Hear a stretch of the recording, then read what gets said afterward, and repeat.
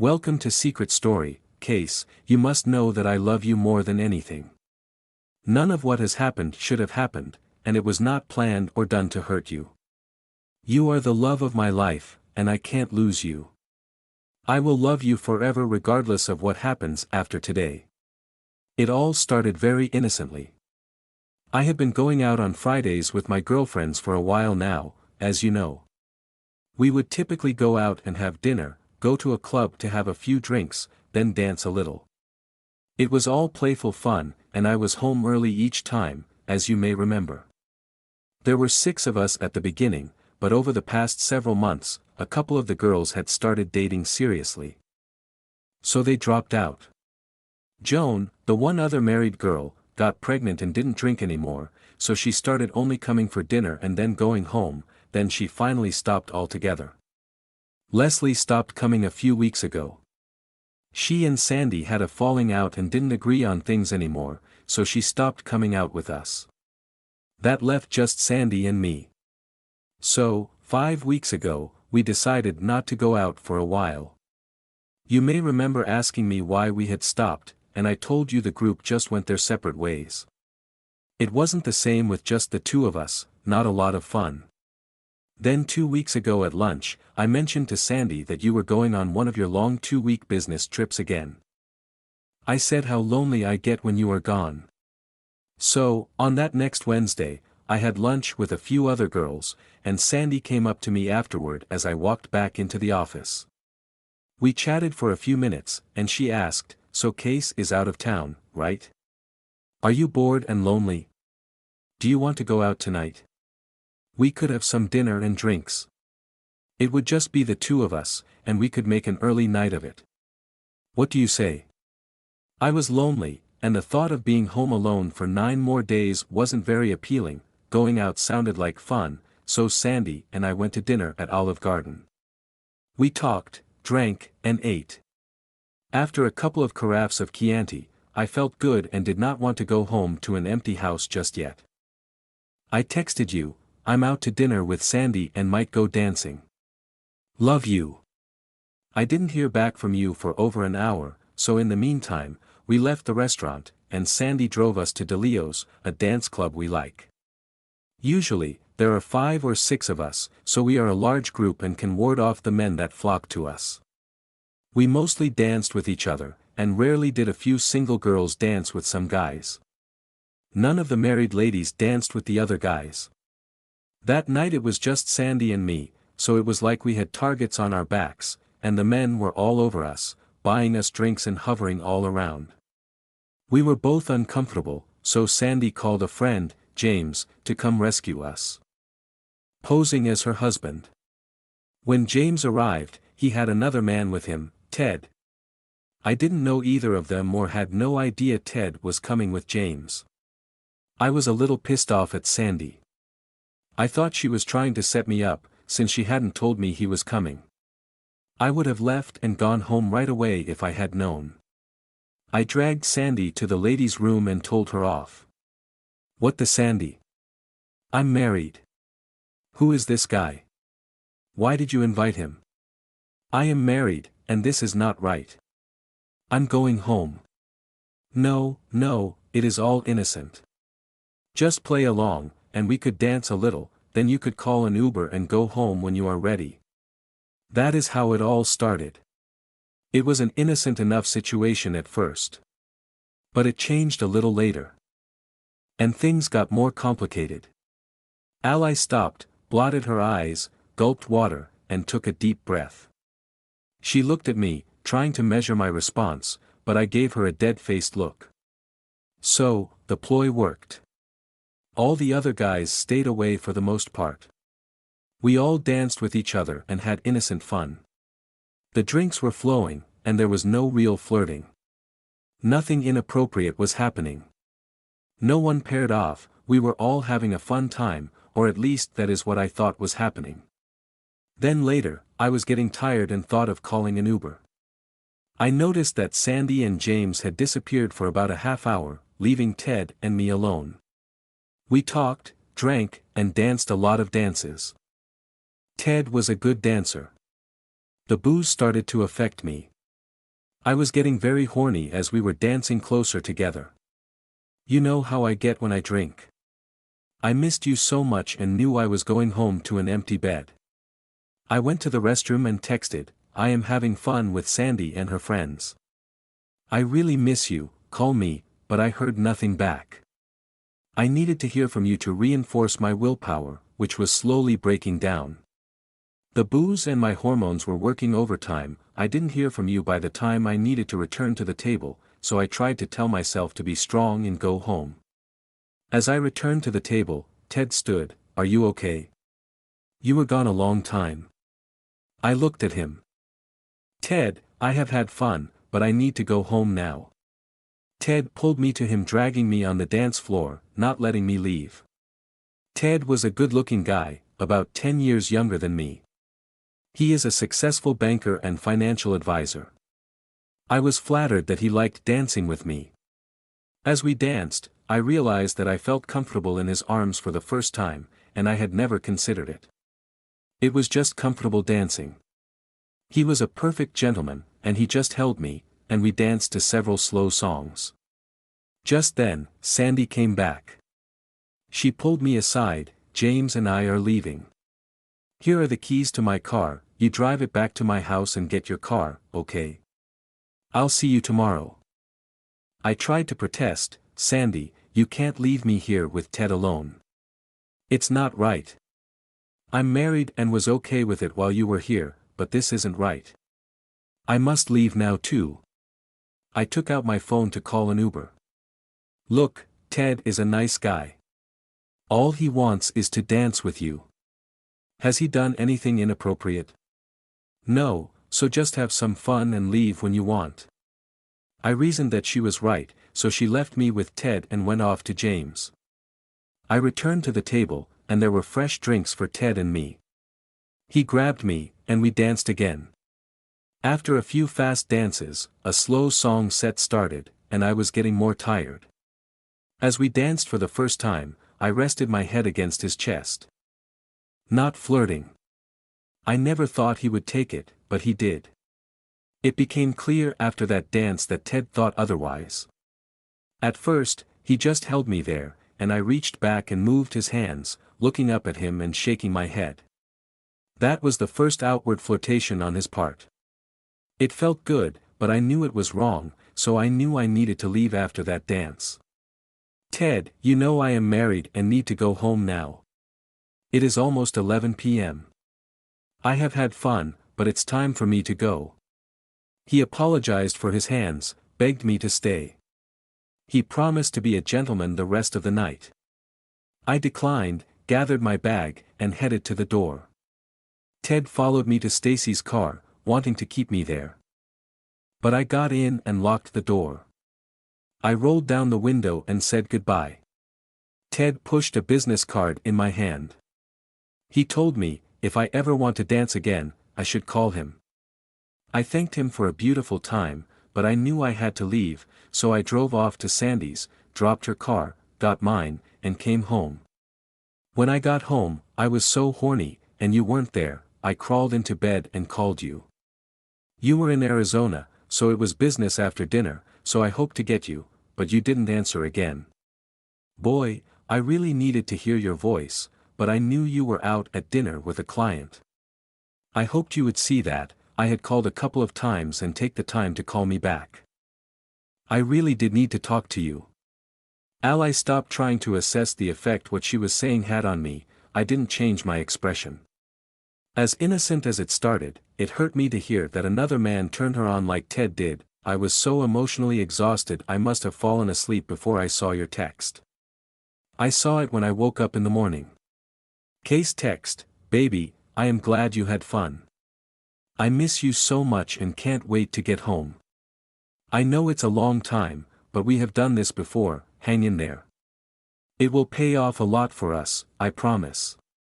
I'll talk to you tomorrow. Call me during your lunch hour. I love you so much." I felt terribly guilty about the night before. Your text cheered me up, and I couldn't wait to talk with you in a few hours. You know, when we talked later that day, I felt so guilty. "I love you so much, that your voice gave me strength, I felt much better. Later Thursday afternoon, Sandy called, "Hey Ally, since there are only two of us, just come to my house for dinner tomorrow night. We will grill some salmon and corn and drink some wine." "Sandy, it is just going to be you and me, right?" "Yes, all the other girls are doing other things." "No men, Sandy." "No men, okay, I get it." "Okay, I'll come. What can I bring?" "You bring the wine, whatever you want." Friday, I went to work looking forward to spending the evening with Sandy and not being home alone. Ally started to fidget more, wringing her hands, and chewing her lips. I braced myself for this part because things must have changed that night. Friday, I arrived at Sandy's about 7 p.m. We opened one of the 2 bottles I had brought, sat out on her deck around her fire pit and talked. I got to know more about her. She told me about her and James and their relationship. They have been buddies for about a year, and that's as far as she wants it to go. She told me about their bedroom exploits. You know, women tell each other stuff in detail, more than guys do, so by the end of the conversation, I knew that he was a good lover, and what turned Sandy on. We finished the first bottle of wine and decided we needed to eat. Sandy started the grill, and I put together a salad. We cooked, ate, settled in, and watched a sappy love story on Netflix. We finished the second bottle of wine and talked some more. We finally talked about you and me. Sandy wanted to know about us, so my loose lips told her much more than I should. I told her how horny I get when I drink and how horny I was right then. I tried to downplay it and decided it was time I should go home. Sandy made some coffee, and we talked in the kitchen as we cleaned up, helping me sober before my drive home. "Ally, you should stay over tonight and go home in the morning." I thought for a minute but decided I needed to go home. As I got my things together, Sandy told me to wait a minute and disappeared. When she returned, she handed me a medium-sized, gift-wrapped box. It was beautiful. "What is this?" I was surprised. With a big smile and excitement, "Just open it." I quickly undid the pink ribbon and peeled off the silver wrapping paper, opening the box. Inside was a Nordstrom box, so I opened it. There was an envelope lying on the sealed light pink tissue paper. I laid the card aside and broke the seal on the tissue paper, peeling it back. Oh my! I was shocked. Case, inside were 2 sets of the most beautiful and I had ever seen. Ally paused and looked down at the on the bed, then looked at me. Her eyes were so sad with tears hanging in them. She swallowed hard. Case, they were made of thin lace and so delicate that I was almost afraid to touch them. "What is this, Sandy?" "I think you should open the card." My hands were shaking, thinking you may have sent this to me. I opened the envelope. As I read it I fell back in the chair, shocked. "Ally, you are an incredible woman. I enjoyed our evening together. I have thought about you every minute for the past 2 days. I want to see you again, but I know that that may not be possible. I wanted to give you something that would honor your beauty and remind you of me when you wear them. They are very classy and befitting what a beautiful, unique woman like you should be wearing next to her skin. I know that I may never see you wearing these, but I can only imagine how you would look. Please wear them on your body and enjoy them, Ted." Oh my God. Case, I was completely shocked. There was no way I had any idea I had that kind of effect on him. Sandy started gushing, "Girl, that man wants you bad," as she reached in, to the box. It was thin, see-through lace, and so small it could barely cover anything. My body shivered, thinking of wearing those and the matching shelf bra. Oh my God, they are beautiful. You must try them on. Stacy smiled, holding them out to me. My head was spinning, and I felt the wine even more. I looked in the box at Ted's gift. Against my better judgment, I took the tiny pink N and walked down the hall to the bathroom. I closed the door and locked it. I sat on the toilet and thought for a minute, holding the in my hand. They were so soft and delicate in my fingers, I just had to know how they would feel against my skin. Jesus Christ, I was so turned on at that moment. Anything could have happened, and unfortunately, it did. Jesus, my hormones were raging. I took a deep breath, unlocked the door, stepped into the hall, and walked back into the living room. As I stepped into the room, I was shocked and almost fainted. There, sitting on the sofa next to Sandy, was Ted. I froze in the doorway.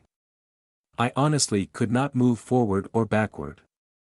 It was like my feet were glued to the floor. I started breathing fast, almost hyperventilating.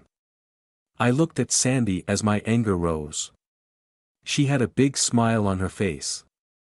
A scowl quickly showed on my face, and she felt it. If looks could kill, she was dead 100 times. Surprise, she chirped like this was something I wanted when that was the last thing I expected and not what I wanted. I finally gathered myself. No, no, no.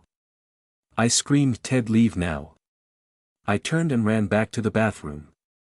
I closed and locked the door, leaning back against it, breathing hard.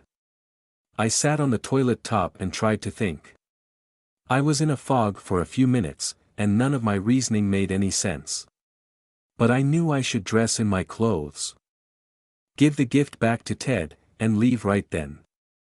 Then it became clear that Sandy had set me up so I would her friend, Ted, without any regard for me being married to you, Case, or even giving a damn about anything but getting Ted laid. Then there was my irrational thinking. It was clear that I had a major effect on Ted, so much so that he spent a lot of money on this beautiful gift. You know, so I loved his gift. I stood up and looked in the mirror. Which scared me. Then Sandy came to the door knocking. Ally, I'm so sorry, Ted has gone. It was a cruel stunt to pull on you. Please come back out. I am sorry, I thought you would like him being here. I changed my clothes and opened the door. Sandy was standing there. I glared at her. Well, you were wrong. I did not like it at all. You ambushed me and put me in a very awkward position. You were so wrong, Sandy, I can't believe you did that. I am married, and you have no right to try to destroy my marriage. You knew I didn't want anything to happen, yet you tried to make me with him. Sandy, you are evil. Stay the away from me. I yelled at her with anger in my voice. I stormed out of the house, expecting Ted to be outside the door waiting for me, and he was not. Relieved, I got in my car. As I started to back out, Sandy came running out with the gift box. Ally, you have to take this. She pushed it through the window. So I pushed it over on the seat and backed away, saying nothing to her. I came home and texted you. Ally's text, hey babe, I am home early tonight. I miss you so much. I need you here. I love you so much. Call me, please. I was begging you to call. I needed to talk to you so badly. As I lay there listening to Ally tell me the gruesome details, I didn't feel like she was trying to flavor it at all and was telling me exactly what had happened from her perspective, her truth. Unfortunately, that is not always the actual truth. She might be telling me exactly what happened, and I hope she was, but that was my challenge, getting to the real truth. Ally looked at me desperately, seeking some response or indication. I gave her nothing. I just looked at her silently, waiting for her to continue. At home, I put the gift on the kitchen table and poured a glass of wine. I was so confused. The first thing that ran through my mind was you, Case. I love you so much and would never want to do anything that would hurt you, never. Then I looked at Ted's gift box on the table. He was a nice guy and smitten with me, but I didn't want to cheat on you. He gave me a beautiful gift, and I knew I couldn't keep it, so I had to give it back to him. I knew it was dangerous to meet him, so I needed to figure out another way. I took a shower and was ready to go to bed. I wanted to talk to you so badly. So I lay in bed and called you. I was listening to the phone ring when a text came through. Your phone went to phone mail, and my heart sank. I was so disappointed. I needed to hear your voice, I needed you so badly to help me get through this, but you weren't there for me. I hung up without leaving a message, knowing you would see I had called, and I thought you would call me back, but you didn't. And I looked at my text hoping it was you, but no, it wasn't you, it was from Ted. Ted's text: Ally, I am sorry for embarrassing you by showing up.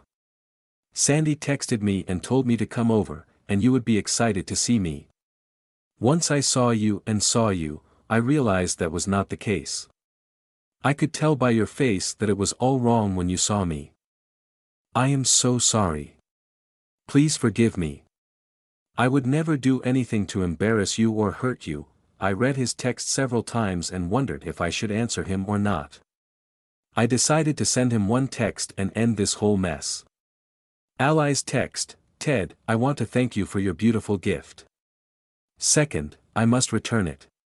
I am married and should not accept gifts from other men. Sandy was entirely out of line inviting you over, and I had no intention of you seeing me wearing your gift, in person or ever again. It was Sandy's little game, just like the night we met. She is trying to hurt my marriage, and I will not allow that to happen. I love my husband and plan to have his babies and live with him for the rest of my life. With that said, I need to arrange to return your gift as I cannot keep it. I lay there praying you would call me as I waited for Ted's response. Case, I was thinking of you, how much I love you, how much I missed you, and knowing I had another full 7 days before you would be in my arms again. I was despondent. God, I missed you so bad. My phone dinged. Ted's text: Oh Ally, I am sorry. I never meant to offend you, and I understand that you are married, and I would not want to do anything that would hurt your relationship with your husband. I only want you to be happy. I do like you very much. You are so special, different than any woman I have known before. My gift was fitting for a beautiful woman like you. I never expected to see you wear them. I only wanted to think about how happy you were wearing them and how they would gently caress your skin. I am sorry for all the mess Sandy has created. I was shocked at Ted's attitude, he didn't seem like a predator. I knew I needed to give the gift back to him, so I texted him again. Ally's text: Ted, thanks for your understanding. I do want to return the gift, so if you give me your address, I can have it sent to you. Ted's text: Oh, that won't be necessary. If you feel strongly about returning my gift, it is only fair you do it in person and let me see you one last time. Oh shit. I thought about what Ted said and how I felt about him. I did like him as a person, but only as a friend, not as a lover. Case, you are my only love and lover, I don't need anyone else. I have the man that I love and want, you. I wasn't worried about Ted anymore. I thought he understood me and my love for you, Case. I thought we could meet, and I could return his gift, and that would be it. Ally's text: Ted, thank you, I would like to meet with you as soon as we can so I can return your gift, clear this whole thing up, and end it. Ted's text: I can meet you tomorrow evening. We could have a quick dinner, and you can give me the gift back. I thought about having dinner with Ted. Could I do it without getting too worked up? With another full week until you were home with me. Case. Could I do this? Could I stay in control? Yes, I decided I could do this. Ally's text: Okay Ted, we can meet tomorrow at 6 p.m. Where? Ted's text: 6 p.m. it is. Let's meet at Estelle's Diner. It's on Thomas Drive. Ally's text: Okay, 6 p.m., at Estelle's Diner. Ted, this is just dinner and nothing else. Do you understand? There is one other thing. Only we know we are meeting, and do not tell Sandy. Ted's text: Yes, I understand, no Sandy. So, I had made the dinner date with Ted. I finally fell asleep without hearing from you but hoping you would call and wake me up, but you never did call or text. I couldn't understand why you ignored me, it was unlike you. I didn't sleep well that night. Thinking about everything. I missed you so much, Case. You are my rock and my world. I was bewildered now and needed you. I needed to hear your voice, to feel your love through the phone. You would give me the strength I needed to do what I had to do with Ted and return his gift. I thought back to last week and realized that I was remiss in answering her calls, texts, and a couple of emails. I was courting these two clients and was 100% focused on them, and I ignored Ally a bit. On this night, we had gone out to a nightclub for dinner, and I had danced quite a bit with several beautiful women from their office. I had turned my phone off for a few hours, so I never heard her calls or texts. My bad, I should have been there for her, but then again, she should not have been in this position. I still understood how she felt because I had never ignored her before. Then I wondered, by not being there for my wife, had I contributed to what happened somehow? Case, I was worried about seeing Ted again but knew I needed to end things with him entirely by giving back his gift. But there was more. It was like he had some pull over me, or I was just so horny, and that was it. I didn't know, but I was extremely nervous. Saturday, I worked cleaning the house and grocery shopping. As the day went on, I grew more nervous and uncertain about going to dinner with Ted. I dressed conservatively. So Ted didn't think I looked, and I wanted him to see this was just a transaction and nothing more. All day went along. I still have not heard from you. It had been almost 2 days, Case. Why did you ignore me? What was going on with you, I wondered. You had never done this before, and it worried me. I needed you close to me, it was the best I could do with you being away. I wore a button-up blouse and straight-leg pants with modified heels. I put on light makeup and muted lipstick. As I looked at myself, I looked good but like a businesswoman, not a date, and that is how I wanted it to be. I drank 2 glasses of wine before I left and decided to order Uber since I didn't want to drive home in case I drank too much due to my nervousness. When the Uber arrived, I took one last look at myself, took a deep breath, and with a strange excitement coursing through me, I put on my jacket, picked up Ted's gift, and left. I was intrigued by the detailed recount of Ally's story. Some of this I knew from reading her text messages, and she had total recall of the events. I knew she was being honest with me so far, and I was happy about that. The critical parts were coming up, and I was concerned about hearing about the next 7 days and nights. The Uber driver was nice. We chatted about his day and some of his customers. Soon we were at the diner, and I went out. I got the driver's number so I could request him later to take me home alone. I walked into the diner looking for Ted. He was sitting toward the back in a booth. He saw me and stood as I approached. We looked at each other. It was awkward, very awkward. I knew he wanted to hug me, and to be honest, I had a similar feeling but resisted and slid into the booth, putting his gift box on the seat beside me. I was trying to keep as calm and unaffected as possible, remembering that this was a business transaction, not a date. We chatted a little, breaking the ice, then I put the gift box on the table and pushed it across to him. Ted looked disappointed and sad as he took the gift back. I felt relief that I had returned it, so now all we needed to do was eat, then I could leave. Ted, I want to thank you for the thought of giving me the gift. They were beautiful, but I am married, so accepting them would not be right. I hope you understand, I love my husband, and it just wouldn't be right, feeling so good that I had gotten all that said with no reaction. Ted looked at me, Ally, I like you more than I should, but I can't shake my feelings for you. You are beautiful, smart, as I sit here now, I am so excited I would like to take you out of here. I know that is wrong, but it is how I feel. Case, as he talked, he looked me straight in the eye. I could see the passion rising. It made me feel funny and sent chill after chill, up to my spine and all through my body. I have never been pursued by anyone in my life except you. It made me feel strange, and my body started to react.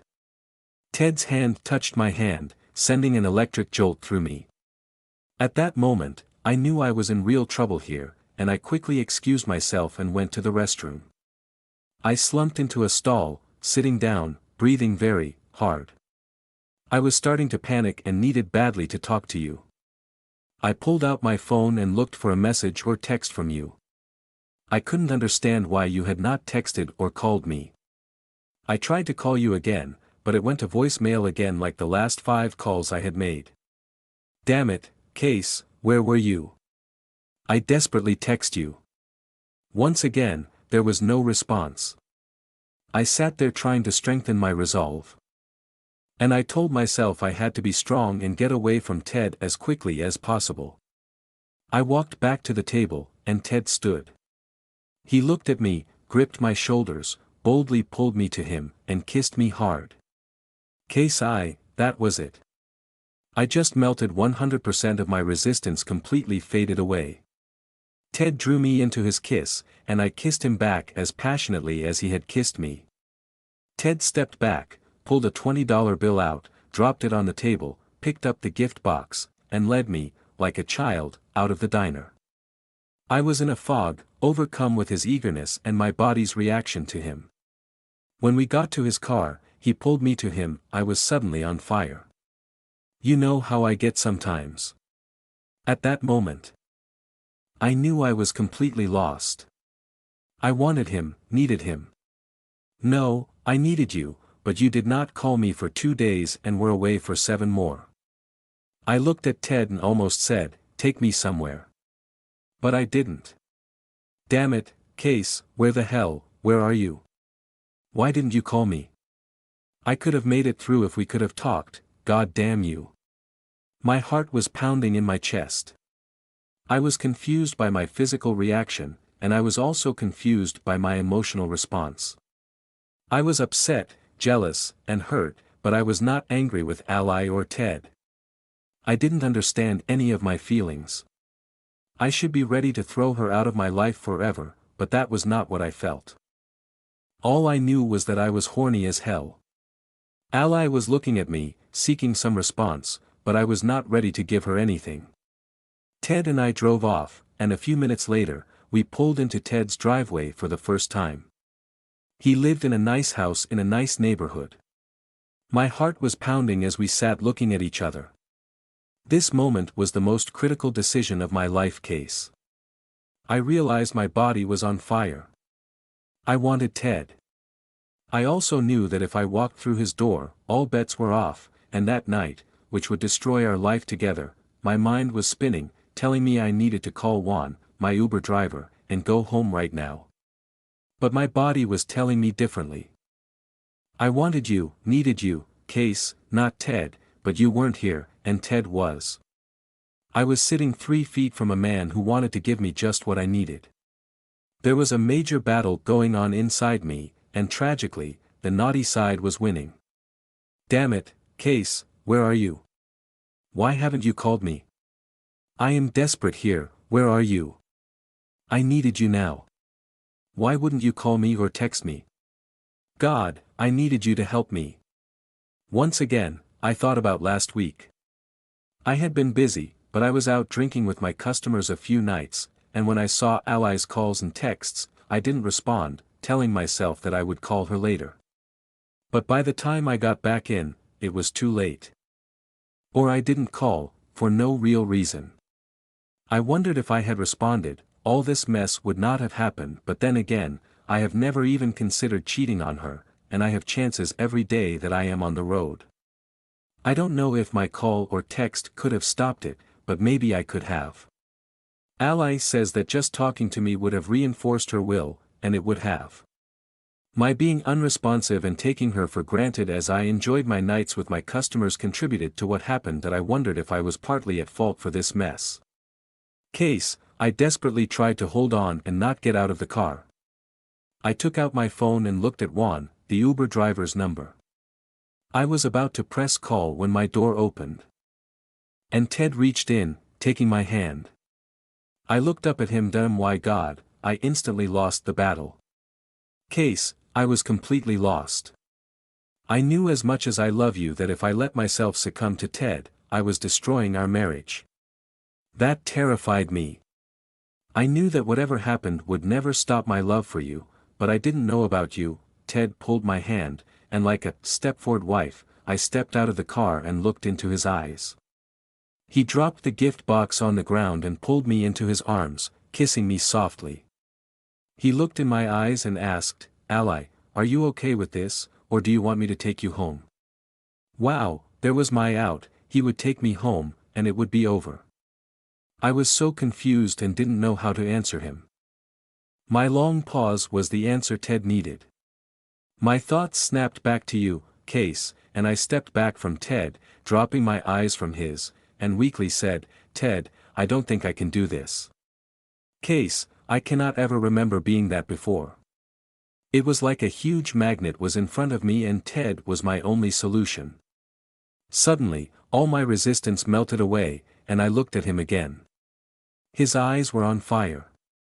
My mind was no longer conflicted. But I knew what I was about to do was wrong, but I no longer had the willpower to resist Ted. I was rationalizing the whole situation and was blind to all reasons. Deep inside, I knew that if I did this, and cheated on you, Case, you would leave me. And it would be the end of us. It would destroy everything we had built together and the beautiful future we had planned. My confusion made me sad, and I started to cry. Tears ran down my cheeks as I looked up at Ted, then dropped my eyes and put my hands over my face, sobbing. "Oh, Ally, you aren't okay with any of this, are you?" I finally looked up at him. "No, Ted, not at all.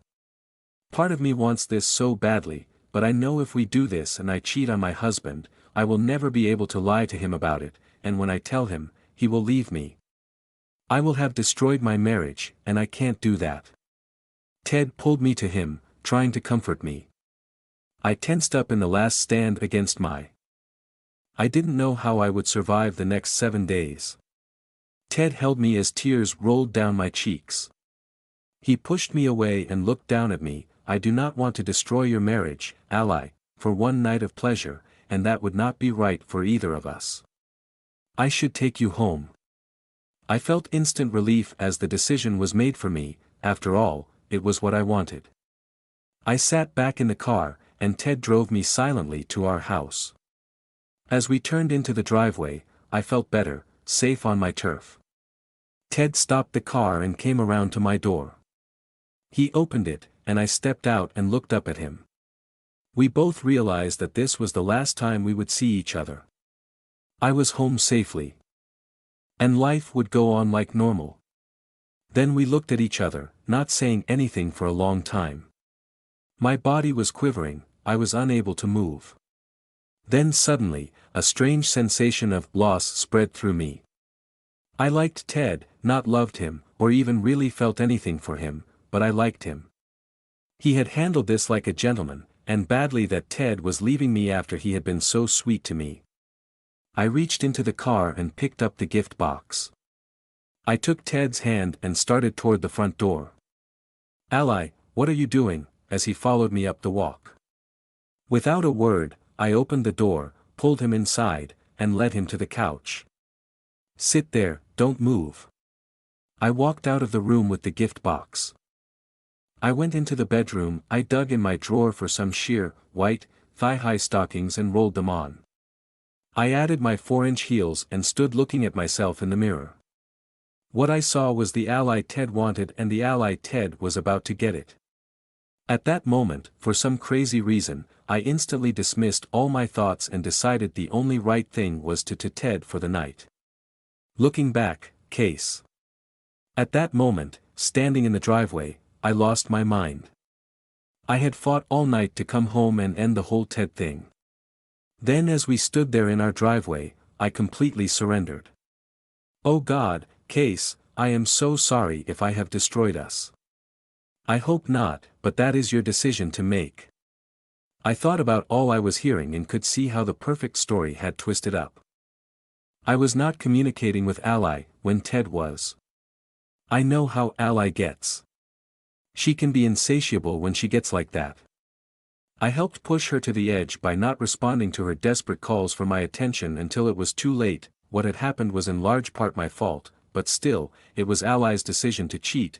Ally continued. I took another look at myself in the mirror, and I took a deep breath. I walked out to the living room, stopping in front of Ted. My heart was beating out of my chest. Oh my God, Ally, what are you doing? I was shaking so badly. My voice cracked. Ted, if you want me, I am to you for tonight only. Just then, my phone buzzed. I knew it was you, Case, but I ignored it. A few seconds later, it rang, and I didn't answer. You were not there for me when I needed you. Now was not the right time, and I was busy with Ted. Oh God, Ally, you are incredible. I turned and walked to him. And I was completely lost. Ally stopped, drank water, wiped her eyes with a tissue, and took a deep breath. Case, this is where things heat up. Are you sure you want all the graphic details? I looked at Ally. I wasn't sure if Ally saw me, but I was so horny listening to her that I didn't stop. Yes, I told you I wanted to hear every detail, don't leave anything out. Okay then, part 3 is coming soon.